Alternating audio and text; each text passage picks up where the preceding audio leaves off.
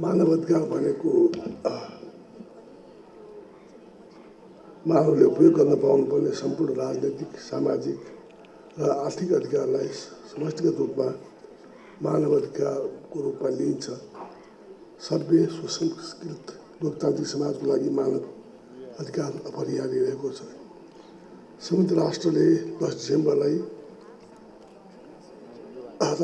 मानव अधिकारको विश्वव्यापी घोषणा जारी गरेको दिन हो। त्यसैलाई मानव अधिकार दिवस भनेर चाहिँ मानिएको छ।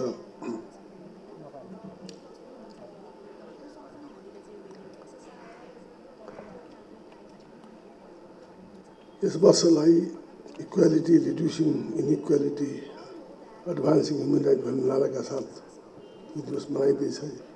यस उपलक्ष्यमा मानव अधिकार आयोगले विभिन्न कार्यक्रम गरी यो दिवस मनाउन लागेकोमा अत्यन्तै खुसी लागेको छ। मानव अधिकारप्रति नेपालको पूर्ण सम्मान र समर्थन रहँदै आएको छ। नेपाल मानव अधिकार सम्बन्ध प्रमुख अन्तर्राष्ट्रिय महासन्धि तथा संस्थाहरूमा पक्ष राष्ट्र बनिसकेको छ। मानव अधिकार सम्बन्धी अन्तर्राष्ट्रिय महासन्धि सम्झौता अनुसार नेपालले हाम्रो आन्तरिक कानुनहरू क्रमिक रूपमा सुधार समायोजन पनि गर्दै आएको छ। यो क्रमलाई आगामी दिनमा पनि निरन्तर अघि बढिरहनेछ। राष्ट्रिय मानव अधिकार आयोगले स्थापना कालदेखि नै हालसम्म मानव अधिकार संरक्षण, सम्मान, प्रवर्धन गर्दै मानव अधिकार संस्कृतिको विकास गर्न खेलेको बहुआयामिक भूमिका सराहनीय छ। मानव अधिकार सम्बन्धी आफ्नो राष्ट्रिय तथा अन्तर्राष्ट्रिय दायित्व पूरा गर्न आयोगले सरकारलाई योजना बनाउनेदेखि लिएर प्रभावकारी कार्यान्वयन गर्न पुर्याउँदै आएकोमा सहयोगप्रति हार्दिक धन्यवाद दिन चाहन्छु। मानव अधिकार सम्बन्धी पेरिस सिद्धान्तको अनुरूप स्वतन्त्रता र स्वायत्ततालाई कतैबाट नचाउन नदिन सरकार सदैव प्रतिबद्ध रहेको छ।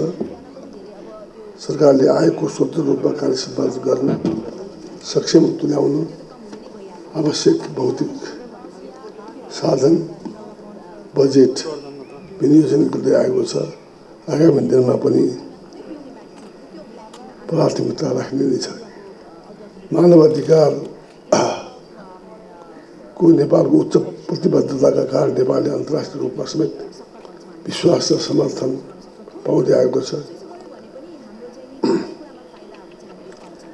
यसैको फलस्वरूप नेपाल संयुक्त राष्ट्रसङ्घीय मानव अधिकार परिषदको सदस्यमा दोस्रो पल्ट पनि निर्वाचित हुनुभएको छ, सफल भएको छ। त्यसैले चाहिँ नै आज नेपालको मानव अधिकारका प्रति अत्यन्तै चाहिँ नै धेरै ठुलो सुधार भएको कुरा अन्तर्राष्ट्रिय जगतले पनि मानेको छ। मानव अधिकारमा हामीले धेरै चाहिँ हामीले अधिकार दिएका छौँ। जो चाहिँ पछाडि परेका महिला, दलित, जनजाति सबैलाई हामीले आरक्षण दिएका छौँ, अधिकार दिएका छौँ र अनटचेबिलिटी हामीले पुरै निर्मूल गरिसकेका छौँ।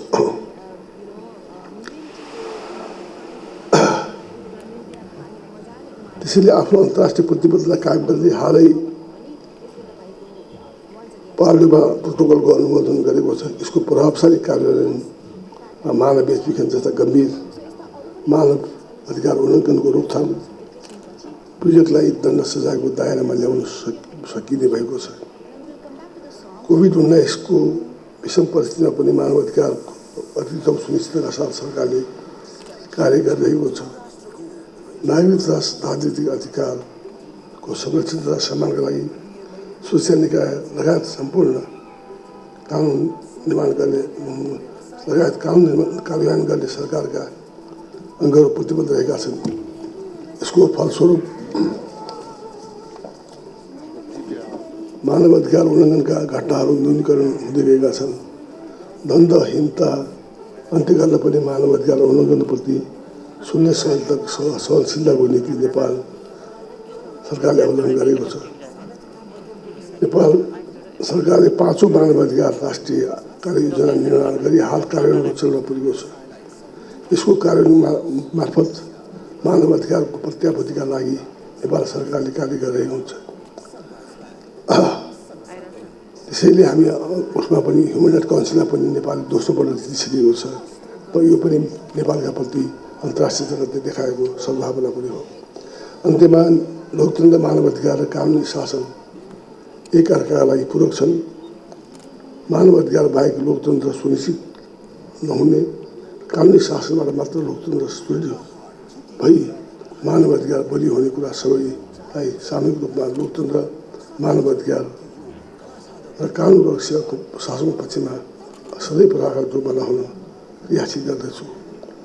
र मित्रहरू, अब हामीलाई धेरै कुराहरू हाम्रो नेपालमा भएको छ, तर अहिले जो चाहिँ नि